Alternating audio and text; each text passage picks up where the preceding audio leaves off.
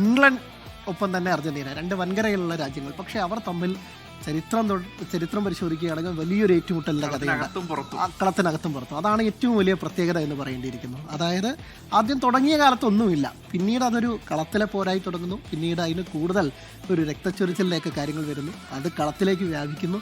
അങ്ങനെ വെറും ഒരു മത്സരമല്ലാന്ന് വീണ്ടും വീണ്ടും ആവർത്തിക്കേണ്ടിയിരിക്കുന്നു. തീർച്ചയായും അത് തന്നെയാണ് ഈ ലോകകപ്പിൽ തന്നെ ഏറ്റവും മികച്ച രണ്ട് ടീമുകളിൽ ഒന്ന്. അതായത് മികച്ച ടീമുകളിൽ രണ്ട് ടീമുകൾ. അത് ഇതുവരെ തോൽവി അറിയാത്ത രണ്ട് ടീമുകൾ അവർ സെമി വരെ എത്തി നിൽക്കുന്നു. ഒരു വശത്ത് ഇംഗ്ലണ്ട്, മറുവശത്ത് നിലവിലെ ചാമ്പ്യന്മാരായ അർജന്റീന. ഇംഗ്ലണ്ട് തകർപ്പൻ തന്നെ തുടക്കമാണ് തുടങ്ങിയത്. ക്രൊയേഷ്യ തോൽപ്പിച്ചൊക്കെ തുടങ്ങിയതിന് ശേഷം ഒന്ന് ഗാനയോട് ഗോൾ അടിക്കാണ്ടിരുന്നു. പിന്നീട് അത് തിരിച്ചു വന്നു, പാനമയ്ക്കെതിരെ തിരിച്ചു വന്നു. അവരുടെ എടുത്തു പറയേണ്ടത് തിരിച്ചു വരാനുള്ള ഒരു കഴിവാണ്.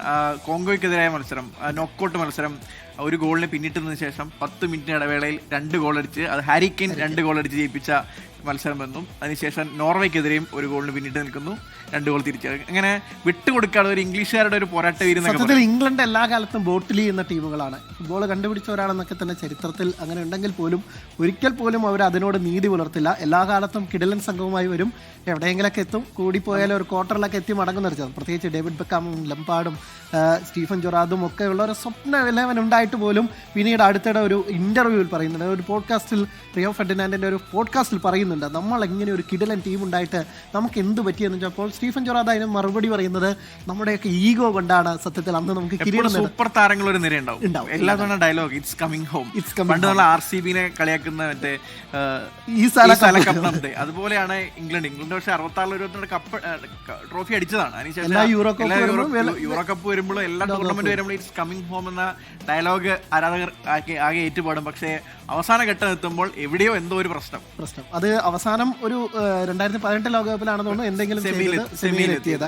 അതിനു മുമ്പ് കാര്യമായ ഒന്നും തന്നെ ചെയ്യാൻ സാധിച്ചിട്ടില്ല. 66-ലെ ആ ലോകകപ്പ് നേട്ടത്തിന്, സ്വന്തം നാട്ടിൽ നടന്ന ആ ലോകകപ്പ് നേട്ടത്തിന് ശേഷം മറ്റൊരു ഫൈനൽ പോലും ഇപ്പോഴാണ്. അർജന്റീനയാവട്ടെ നേരെ തിരിച്ചാണ്. അർജന്റീന ഈ ഏഴാമത്തെ സെമി ഫൈനലാണ് അർജന്റീന. അതിൽ 6ലും അവർ തോറ്റിട്ടില്ല.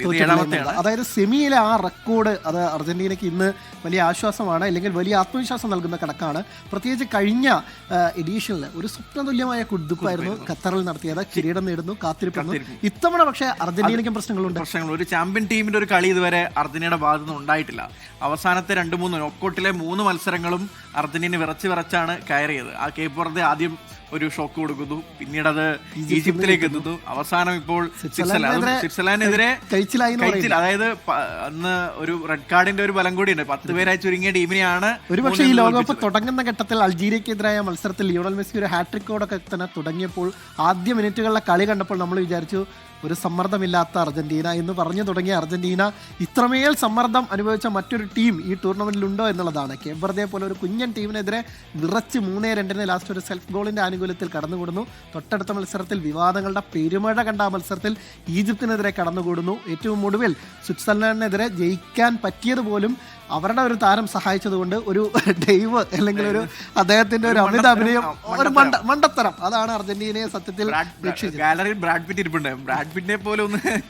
അതായത് ഈ ലോകകപ്പ് അമേരിക്കയിലായതുകൊണ്ട് ധാരാളം സിനിമാ നടന്മാരും അല്ലെങ്കിൽ മറ്റാളുകളൊക്കെ വരുന്നുണ്ട്. പക്ഷെ കളത്തിലെ പല അഭിനയം കണ്ട് ബ്രാഡ് പിറ്റും പെനിലോപ്പ് ക്രൂസ് ഒക്കെ തന്നെ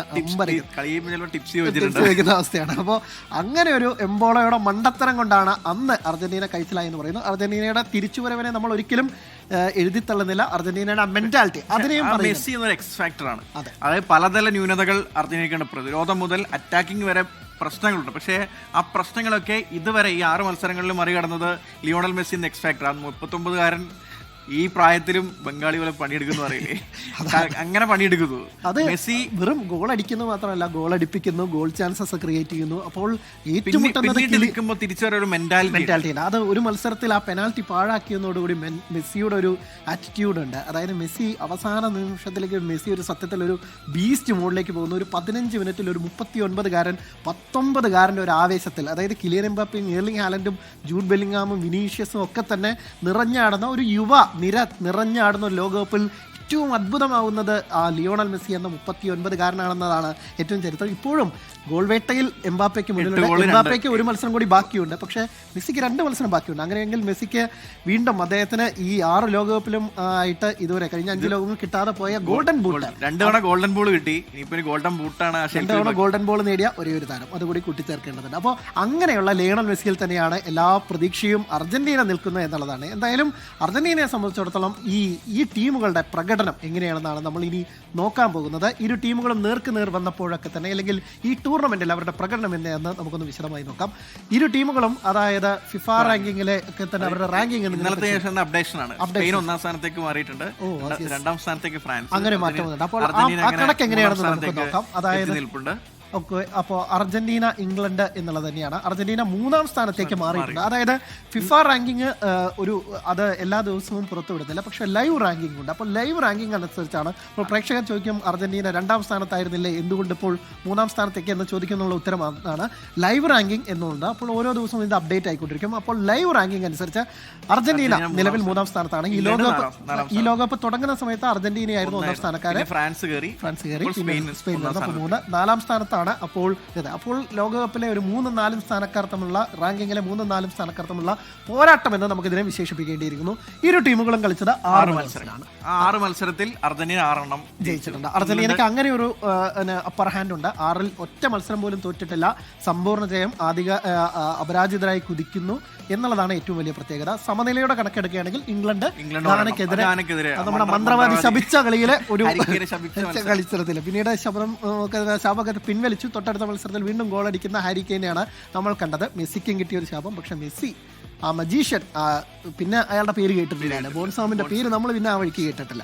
അപ്പോൾ അങ്ങനെയാണ്. അപ്പോൾ ഈ ഇരു ടീമുകളുടെയും ഇനി ഗോളുകൾ എന്ന് നോക്കാം. അപ്പോൾ അത് ഇങ്ങനെയാണ്: 17 ഗോൾ. ഈ ടൂർണമെന്റിൽ ഏറ്റവും കൂടുതൽ ഗോൾ സ്കോർ ചെയ്ത ടീം അർജന്റീനയാണ്. അതായത് കഴിഞ്ഞ മത്സരത്തിൽ മുമ്പ് വരെ, അതായത് അർജന്റീനയുടെ മത്സരത്തിന് മുമ്പ് വരെ ഫ്രാൻസ് ആയിരുന്നു 16 ഗോളുമായി. പക്ഷേ ഫ്രാൻസിന് ഇന്നലത്തെ മത്സരത്തിൽ ഗോൾ അടിക്കാനായില്ല, അവർ പുറത്തായി കഴിഞ്ഞു. അപ്പോൾ അർജന്റീന ലോക ചാമ്പ്യന്മാരാണ്, ഗോൾ എണ്ണത്തിൽ മുന്നിൽ നിൽക്കുന്നത്. ഇംഗ്ലണ്ട് ആവട്ടെ 13 ഗോളുമായി തൊട്ടുവന്നു. ഗോൾ വഴങ്ങിയ കണക്കിൽ രണ്ടുപേരും തുല്യരാണ്. അർജന്റീന 6 ഗോളിൽ 5 ഗോൾ വഴങ്ങിയത് 3 നോക്കൌട്ട് മത്സരത്തിലാണ്. അതാണ് അർജന്റീനയ്ക്ക് വല്ലാത്ത രീതിയിൽ പേടിപ്പിക്കുന്ന ഒരു പ്രതിരോധത്തിലെ ഒരു പേടിപ്പിക്കുന്ന കണക്കാണ്. പക്ഷേ അത് പറയുമ്പോൾ അവരുടെ ഗാരി നെവിലിന്റെ വാക്കുകൾ നമുക്ക് കളവെടുക്കേണ്ടിയിരിക്കും. ഇംഗ്ലണ്ടിന്റെ മുൻ താരം ഗാരി നെവിൽ പറയുന്നത് അർജന്റീനയുടെ സെന്റർ ബാക്സ്, ലോകത്തെ ഏറ്റവും മികച്ച സെന്റർ ബാക്ക് അവർക്കാണുള്ളത്. അതായത് ലിസാൻഡ്രോ മാർട്ടിനസും ഒപ്പം തന്നെ ക്രിസ്ത്യൻ റൊമേറോ എന്ന് വിളിക്കുന്ന ക്രിസ്ത്യൻ റൊമേറോ. അപ്പോൾ ക്രിസ്ത്യൻ റൊമേറോ 2 പേരുണ്ടായിട്ടും ഏറ്റവും മോശം സെന്റർ ബാക്സ് ഇവരെന്ന് വിളിക്കേണ്ടി വരും. തുടക്കത്തിലേക്ക് ലിസാൻഡ്രോ മാർട്ടിനസ് നല്ല പ്രകടനമാണ് കാഴ്ചവെച്ചത്. ഇപ്പോഴും മോശമെന്ന് പറയാൻ പറ്റില്ല, പക്ഷേ അത് പോരാ. പ്രത്യേകിച്ച് ചാമ്പ്യന്മാരുടെ പ്രകടനം കാണിക്കുമ്പോൾ ഇത് പോരാ എന്ന് തന്നെ. സെമിഫൈനൽ എത്തിക്കും മറ്റൊരു ഇനി ഇരു ടീമുകളും നേർക്കുനേർ വന്നപ്പോൾ എങ്ങനെയാണെന്ന് ആ കണക്കുകളിലേക്ക് കൂടി നമുക്കൊന്ന് പെട്ടെന്ന് പോയി വരേണ്ടതുണ്ട്. അതായത് അതിങ്ങനെയാണ്: ഇതുവരെ ചരിത്രത്തിൽ 14 മത്സരങ്ങൾ, അതിൽ അർജന്റീനയാണ് മുന്നിട്ട് നിൽക്കുന്നത്. 6 തവണ അർജന്റീന ജേതാക്കളായപ്പോൾ ഇംഗ്ലണ്ടിന് ജയിക്കാനായത് 3 മത്സരം മാത്രം. 5 മത്സരം സമനിലയിലായി. അതായത് 5 തവണ സമനിലയ്ക്ക് കൈകൊടുത്തു. ഇനി ലോകകപ്പിലെ പ്രകടനം എങ്ങനെയാണെന്ന് കൂടി ഒന്ന് പെട്ടെന്ന് നോക്കേണ്ടിയിരിക്കുന്നു. അതൊരു ചെറിയ കണക്കല്ല, അതൊരു വലിയ കണക്കാണ്. അതിൽ വലിയ കഥകൾ പറയാനുണ്ട് എല്ലാ മത്സരങ്ങൾക്കും എന്ന് തന്നെയാണ്. അപ്പോൾ 5 മത്സരങ്ങളിലാണ് ഏറ്റുമുട്ടിയത്. അതിൽ 3 തവണ അർജന്റീന, 3 തവണ ഇംഗ്ലണ്ട് 3 തവണ ജയിച്ചപ്പോൾ 1962-ലും 66-ലും 2002-ലും. ഈ കാർഡിൽ ചെറിയൊരു പിശകുണ്ട്, പ്രിയ പ്രേക്ഷകർ ക്ഷമിക്കുക. അതായത് ഇംഗ്ലണ്ടാണ് 3 തവണ ജയിച്ചത്, അർജന്റീന 2 തവണയാണ് ജയിച്ചതുള്ളത് തന്നെയാണ്. ഇനി ഇരു ടീമുകളുടെയും പ്രകടനം എങ്ങനെയാണ് നേർക്കുനേർ വന്നപ്പോഴുള്ള പ്രകടനം കൂടി നമുക്കൊന്ന് നോക്കാം. എങ്ങനെയാണ് ഇരു ടീമുകളും നേർക്കുനേർ വന്നപ്പോൾ ഈ 5 തവണയുടെ മത്സരബലം എങ്ങനെയാണെന്ന് കൂടിയാണ് നമ്മൾ നോക്കാൻ പോകുന്നത്. അത് വിശദമായി തന്നെ നോക്കാം.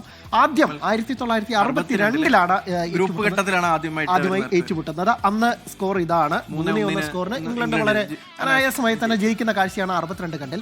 അതിനുശേഷം 66, അതാണ് ഏറ്റവും പ്രധാനപ്പെട്ടത്. ഈ ഒരു 2 ടീമുകൾ തമ്മിലുള്ള വൈരത്തിന്റെ കഥ, ഫുട്ബോളിലെ തന്നെ കാർഡുകളുടെ നിയമങ്ങളൊക്കെ മാറി മറിഞ്ഞ ഒരു മത്സരം. 66-ൽ ഈ മത്സരത്തിന് പല പ്രത്യേകതകളുണ്ട്. ഈ മത്സരത്തിൽ അന്ന് അതിന്റെ ഒരു വിശദമായ കഥ നമ്മൾ ഇതിന് പിന്നാലെ വരുന്നുണ്ട്. അതുകൊണ്ട് ആ ഒരു ഫ്ലോ കളയുന്നില്ല.